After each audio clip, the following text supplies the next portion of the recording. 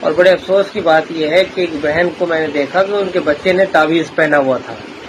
تو میں نے بہن سے پوچھا، میں نے بہن یہ تعویذ کس نے دیا ہے ان کو؟ تو انہوں نے کسی مولانا کا نام لیا.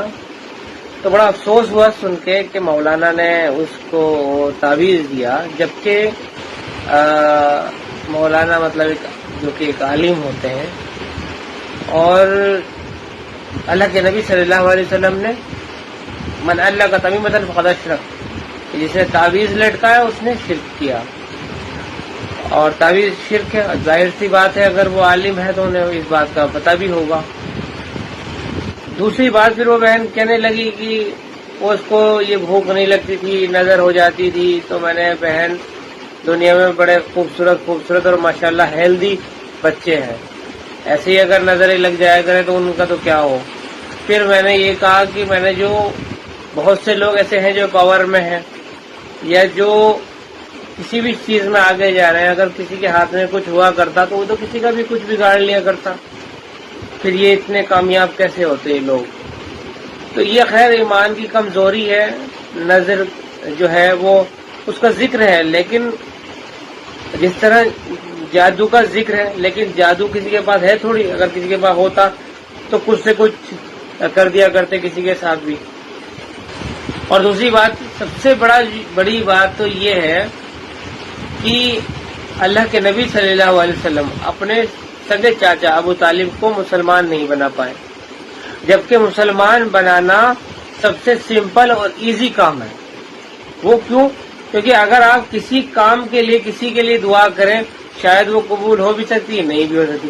لیکن اگر آپ کسی کے لیے ہدایت کی دعا کریں تو وہ 120% قبول ہوگی، حتیٰ کہ اگر وہ انسان ہی خود ہی نہ چاہتا ہو تو نہیں ہوگی.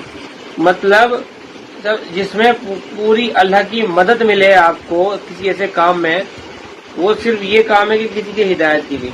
وہ اتنا ایزی کام بھی نہیں ہو پایا. کیوں؟ کیونکہ اللہ پاک نے کہا انک لتہدی من احببت ولکن اللہ یہدی من یشاء.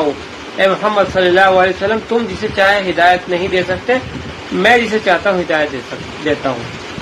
تو ساری طاقتیں، ساری پاوریں اللہ کے ہاتھ میں ہیں.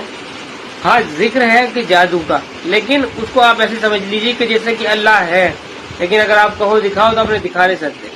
جادو ہوگا، لیکن ابھی کسی کے پاس اگر ہوتا تو یہ جو اس ٹائم اتنی پریشانیاں چل رہی ہیں لوگوں کے ساتھ، اور ان لوگوں کے پاس، خیر کسی کی تو غیروں کی تو کیا ہی بات کریں، ان کے پاس تو کیا ہی ہوگا. جو اللہ کی عبادت نہیں کرتا اس کے پاس کیا ہی ہو سکتا ہے.